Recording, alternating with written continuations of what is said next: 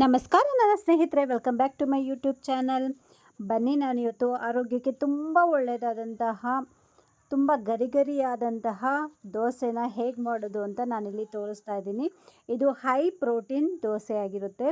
ನಾನಿಲ್ಲಿ ಮೊದಲಿಗೆ 2 ಲೋಟದಷ್ಟು ಕೆಂಪು ಅಕ್ಕಿ ತೊಗೊಂಡಿದ್ದೀನಿ. ಇದನ್ನು ನಮ್ಮ ಕಡೆ ದಡ್ಡಿ ಅಕ್ಕಿ ಅಂತಾರೆ. 2 ಲೋಟದಷ್ಟು ವೈಟ್ ರೈಸ್ನ ತೊಗೊಳ್ತಾ ಇದ್ದೀನಿ. ವೈಟ್ ರೈಸು ಮತ್ತು ದಡ್ಡಿ ಅಕ್ಕಿ ಅಥವಾ ಕೆಂಪು ಅಕ್ಕಿ ಯಾವ್ದು ಬೇಕಾದ್ರೂ ಹಾಕ್ಬೋದು. ನೆಕ್ಸ್ಟು ನಾನಿಲ್ಲಿ ಇದಕ್ಕೆ 1 ಲೋಟದಷ್ಟು ಹೆಸರು ಕಾಳು ಹಾಕ್ತಾಯಿದ್ದೀನಿ, ಅರ್ಧ ಲೋಟದಷ್ಟು ಕಡಲೆ ಬೀಜ ಮತ್ತು ಒಂದು 8ರಿಂದ 10 ಬಾದಾಮಿ.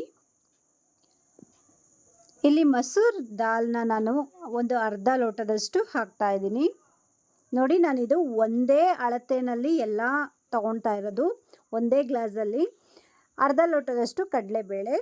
ಇಲ್ಲಿ ಉದ್ದಿನಬೇಳೆ ನಾನು 1.5 ಲೋಟದಷ್ಟು ಉದ್ದಿನಬೇಳೆ ಹಾಕ್ತಾಯಿದ್ದೀನಿ. ನಾವಿಲ್ಲಿ ದೋಸೆಗೆ ಆಗ್ಬೋದು, ಇಡ್ಲಿಗೆ ಹಾಕ್ಬೋದು. ನಾವು ನೆನೆ ಹಾಕಬೇಕಾದ್ರೆ ಒಂದು ಅಳತೆ ನಾವು ಕರೆಕ್ಟಾಗಿ ಇಟ್ಕೊಂಡ್ರೆ ದೋಸೆ ಪರ್ಫೆಕ್ಟಾಗಿ ಬರುತ್ತೆ.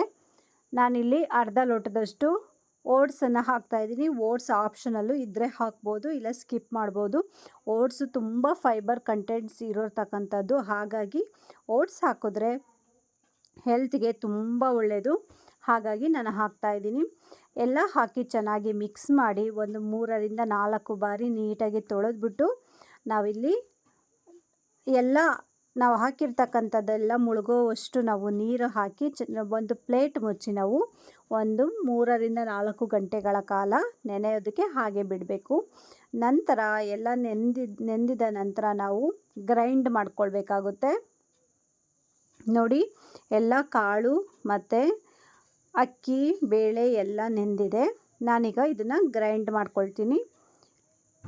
ನಾನಿಲ್ಲಿ ಮಿಕ್ಸರ್ ಜಾರಲ್ಲಿ ಗ್ರೈಂಡ್ ಮಾಡ್ಕೊಳ್ತಾ ಇದ್ದೀನಿ. ಮೇಯ್ನು ದೋಸೆ ಚೆನ್ನಾಗಿ ಬರಬೇಕು ಅಂದರೆ ಗ್ರೈಂಡ್ ಮಾಡ್ಕೊಳ್ಳೋದು ತುಂಬ ಇಂಪಾರ್ಟೆಂಟ್ ಆಗಿರುತ್ತೆ ಸ್ನೇಹಿತರೆ. ನಾವಿವಾಗ ಎಲ್ಲ ನಾವು ನೆನೆಸಿರ್ತಕ್ಕಂಥದ್ದನ್ನೆಲ್ಲ ಹಾಕಿ ಸ್ವಲ್ಪನೇ ನೀರು ಹಾಕಬೇಕು. ನೀರು ಯಥೇಚ್ಛವಾಗಿ ನೀರು ಹಾಕಿ ತುಂಬ ತೆಳ್ಳಗೆ ರುಬ್ಬಬಾರ್ದು. ತುಂಬ ತೆಳ್ಳಗೆ ರುಬ್ಬಿಬಿಟ್ರೆ ದೋಸೆ ಅಷ್ಟು ಚೆನ್ನಾಗಿ ಬರೋದಿಲ್ಲ. ದೋಸೆ ಮಸಾಲೆ ದೋಸೆ ಥರ ಕ್ರಿಸ್ಪಿಯಾಗಿ ತುಂಬ ಟೇಸ್ಟಿಯಾಗಿ ಬರಬೇಕು ಅಂದರೆ ನೋಡಿ, ಈ ಥಿಕ್ನೆಸ್ಸಲ್ಲಿ ನಾವು ದೋಸೆ ಹಿಟ್ಟನ್ನು ರೆಡಿ ಮಾಡ್ಕೊಳ್ಬೇಕಾಗುತ್ತೆ.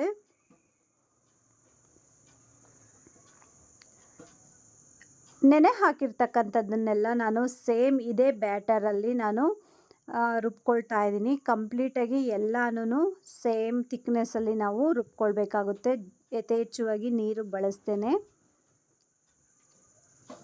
ನೋಡಿ, ಎಲ್ಲ ರುಬ್ಬಿದ ನಂತರ ನಾವು ನಾವು ಇವಾಗ ತುಂಬ ಥಂಡಿಗಾಲ ಇರೋದ್ರಿಂದ ದೋಸೆ ಹಿಟ್ಟು ಉದ್ಗೋದಿಲ್ಲ. ಹಾಗಾಗಿ ನಾವೇನು ಮಾಡಬೇಕು ಅಂದರೆ ಚೆನ್ನಾಗಿ ನಾವು ಮಿಕ್ಸ್ ಮಾಡಬೇಕು. ಹ್ಯಾಂಡಲ್ಲಿ ಕೈಯಲ್ಲೇ ಮಿಕ್ಸ್ ಮಾಡಿಕೊಂಡ್ರೆ ನಮ್ಮ ಕೈಯಲ್ಲಿರ್ತಕ್ಕಂತಹ ಗುಡ್ ಬ್ಯಾಕ್ಟೀರಿಯಾಸ್ ಏನಾಗುತ್ತೆ ಅಂದರೆ ಎಲ್ಲ ಚೆನ್ನಾಗಿ ಉದ್ಗೋದಕ್ಕೆ ಹೆಲ್ಪ್ ಆಗುತ್ತೆ. ಹಾಗಾಗಿ ಚೆನ್ನಾಗಿ ಕೈಯಲ್ಲೇ ಮಿಕ್ಸ್ ಮಾಡಬೇಕಾಗುತ್ತೆ.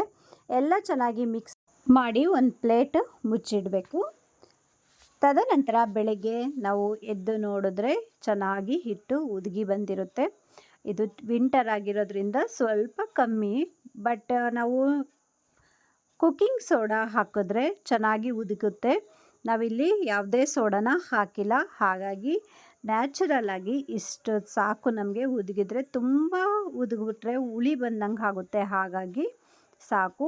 ನಾವು ಈ ಹಂತದಲ್ಲೇ ಚೆನ್ನಾಗಿ ಮಿಕ್ಸ್ ಮಾಡಿ ನಮಗೆ ಯಥೇಚ್ಛವಾಗಿದ್ದರೆ ಹಿಟ್ಟನ್ನು ತೆಗೆದಿಟ್ರೆ ನಾವು 1 ವಾರಗಳ ಕಾಲ ನಾವು ಬಳಸ್ಕೊಳ್ಬೋದು.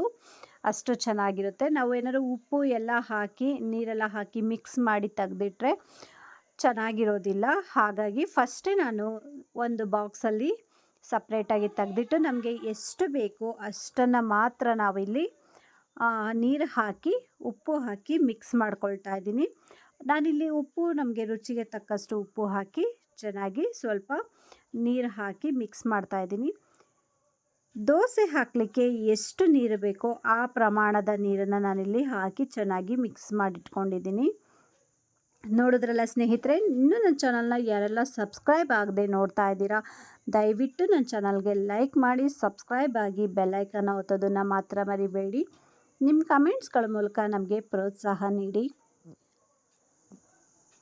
ನೋಡಿ, ಈ ಹದಕ್ಕೆ ನಮಗೆ ಹಿಟ್ಟು ನಾವು ನೀರು ಹಾಕಿ ಮಿಕ್ಸ್ ಮಾಡಿಕೊಂಡ್ರೆ ಸಾಕು. ನಾನಿಲ್ಲಿ ಒಂದು ಕಾವಲಿ ಇಟ್ಟು ಚೆನ್ನಾಗಿ ಕಾದ ನಂತರ ನಾನಿಲ್ಲಿ ದೋಸೆ ಹಾಕ್ತಾಯಿದ್ದೀನಿ. ದೋಸೆ ಹಾಕಿ ನಂತರ ನಾನಿಲ್ಲಿ ಆಯಿಲ್ ಹಾಕ್ತಾಯಿದ್ದೀನಿ. ತುಪ್ಪ ಬೇಕಾದರೂ ಹಾಕ್ಕೊಳ್ಬೋದು.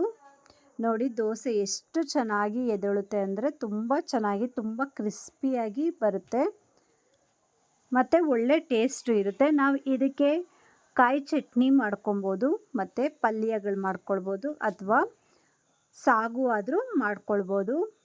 ನಾನಿಲ್ಲಿ ಆಲೂಗಡ್ಡೆ ಪಲ್ಯ ಮಾಡ್ಕೊಂಡಿದ್ದೀನಿ. ನೋಡಿದ್ರಲ್ಲ ಸ್ನೇಹಿತರೆ, ಎಷ್ಟು ರುಚಿಯಾಗಿರುತ್ತೆ. ನೀವು ಸಹ ಹೀಗೆ ಒಮ್ಮೆ ರುಚಿಯಾದ ದೋಸೆ ಮಾಡಿಕೊಂಡು ಟೇಸ್ಟ್ ನೋಡಿ ಹೇಗಿತ್ತು ಅಂತ ಕಮೆಂಟ್ಸಲ್ಲಿ ತಿಳಿಸಿ. Thanks for watching my videos.